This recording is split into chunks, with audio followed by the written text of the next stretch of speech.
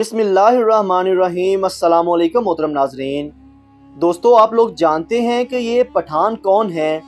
یہ کس کی اولاد ہیں؟ پٹھان یا پشتون وہ قوم ہے دوستو جو پوری دنیا میں غیرت اور بہادری کی مثال سمجھی جاتی ہے۔ تاریخ گواہ ہے کہ یہ نہ تو کسی بادشاہ سے ڈرے اور نہ ہی کبھی کسی ظالم حکمران کا خوف ان پر غالب ہوا۔ دنیا میں اب تک بڑی بڑی اقوام نے متعدد بار پٹھانوں کو زیر کرنے کی کوششیں کی، مگر سب کے سب ناکام رہے۔ اور آدھی دنیا فتح کرنے والا سکندر اعظم نے بھی جب افغانستان کے اندر اپنا قدم رکھنا چاہا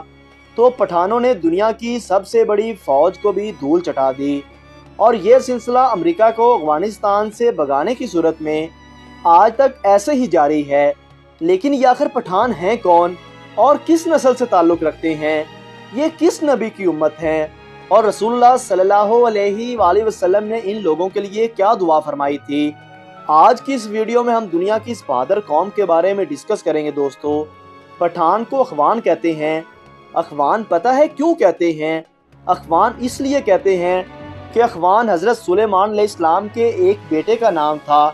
اور ان کو جنات کی زبان کافی پسند آیا کرتی تھی، لہٰذا انہوں نے اپنے والد سلیمان علیہ السلام سے کہا کہ آپ اپنے جنات کو آرڈر کریں کہ مجھے اپنی لینگویج یعنی اپنی زبان سکھائیں۔ لہٰذا حضرت سلیمان علیہ السلام کے حکم پر جنات نے اخوان کو ان کی زبان سکھائی، اور بعد میں یہی زبان پختون کے نام سے مشہور ہو گئی۔ پٹھانوں کی اصلیت اور قومیت کے بارے میں جو روایات آتی ہیں، میں روایات کی بات کر رہا ہوں، وہ یہ ہیں کہ پٹھان حضرت ابراہیم علیہ السلام کی اولاد میں سے ہیں اور حضرت اسحاق علیہ السلام کی اولاد ہیں، یعنی یہ لوگ اپنی قومیت کے اعتبار سے بنی اسرائیل، دراصل حضرت یعقوب علیہ السلام کا لقب اسرائیل تھا، اس لیے ان کی اولاد کو بنی اسرائیل کہا جاتا ہے۔ حضرت یعقوب علیہ السلام کے 12 بیٹے تھے، اور انہیں 12 قبیلے اور 12 قومیں آگی چلی، اور بنی اسرائیل کی تاریخ دانوں کے مطابق یہاں دوبارہ ذکر کرنا چاہوں گا کہ تاریخ دانوں کے مطابق انہی میں سے ایک قوم ان پختونوں یا پٹھانوں پر بھی مشتمل تھی۔ جب رسول اللہ صلی اللہ علیہ وآلہ وسلم نے دین اسلام کی تبلیغ شروع کی اور لوگ جوک در جوک اسلام قبول کرنے لگے، تو اس وقت پٹھان قوم کا سردار تھا جس کا نام تھا قیس عبد الرشید،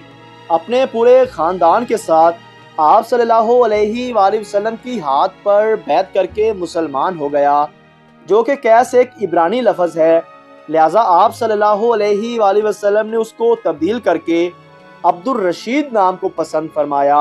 اور یوں حضرت قیس عبد الرشید اپنے پورے قبیلے کے ساتھ اسلام قبول فرما لیا، اور اسی طرح سے انہیں پہلے پختون صحابی ہونے کا اعزاز حاصل ہوا۔ آج دنیا میں پختون وہ واحد قوم ہے ناظرین کہ جس میں اسلام کے علاوہ اور کوئی دوسرا مذہب موجود ہی نہیں، اور اگر آج آپ کسی پختون سے یہ پوچھیں گے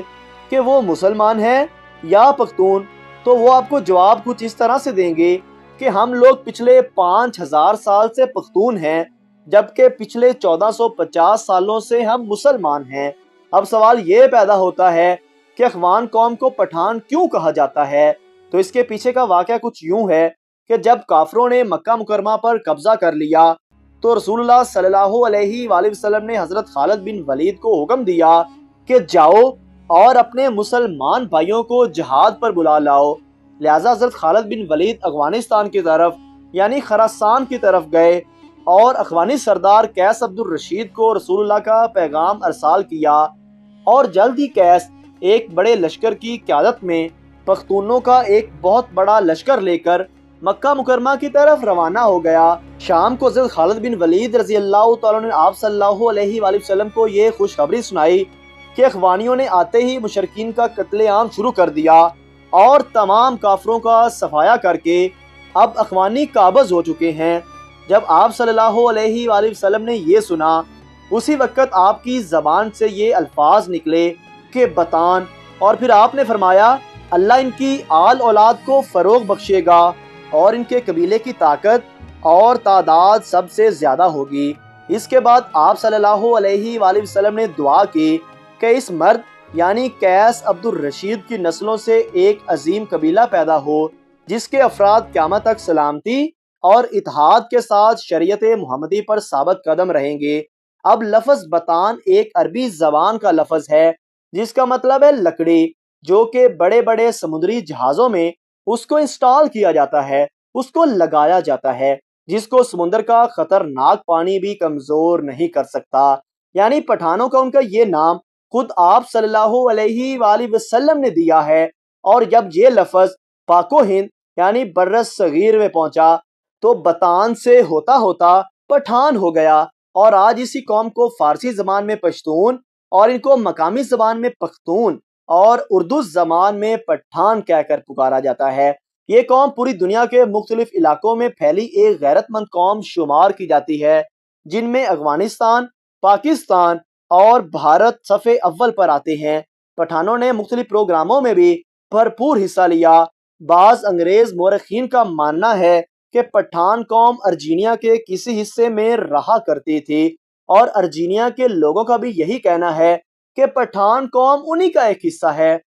پٹھانوں کا یہی جہاد اللہ تعالیٰ کی راہ میں لڑنے کا جذبہ ہے جو آج تک اس قوم کے اندر ایسے ہی باقی ہے کہ یہ لوگ اپنے دین کو لے کر کافی سخت ہوتے ہیں اور شریعت اور نام خدا بندی کے لیے ہر وقت مر مٹنے کو تیار ہوتے ہیں، جس کا نظارہ ہم دنیا کے مختلف حصوں میں اکثر ہمیں دیکھنے کو ملتا رہتا ہے۔ اس قوم کا ذکر قرب قیامت میں پیش آنے والے واقعات میں بھی ملتا ہے، اور بعض مورخین کے مطابق حضرت امام مہدی علیہ السلام کی مدد کے لیے جو قبیلہ برصغیر سے کالے جھنڈوں کا لشکر لے کے نکلے گا خراسان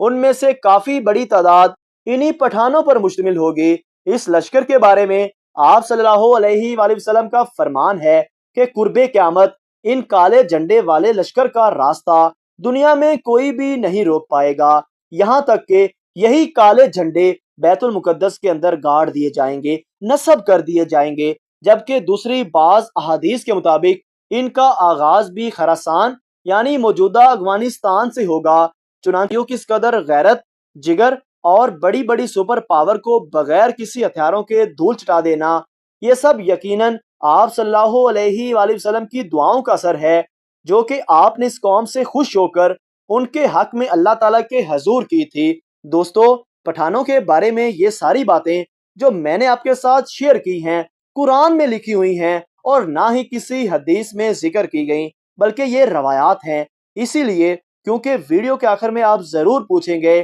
کہ یہ کہاں سے لی گئی ہیں، تو یہ روایات ہیں، اور روایات کتابوں کا حصہ ہوتی ہیں۔ اللہ تعالیٰ پٹھان قوم کو دین و دنیا میں آسانیاں عطا فرمائے۔ اگر آپ پٹھان ہیں تو فخر کریں، اور نیچے کمنٹ سیکشن میں ضرور بتائیے گا کہ آپ کہاں کے پٹھان ہیں، افغانستان کے ہیں، پاکستان کے ہیں، یا بھارت سے تعلق رکھتے ہیں۔ پٹھان میری جان ہے۔ محترم ناظرین، اگر آپ کو ہماری یہ ویڈیو اچھی لگی ہے تو ہمارے چھوٹے سے چینل کو سبسکرائب ضرور کر دیجئے۔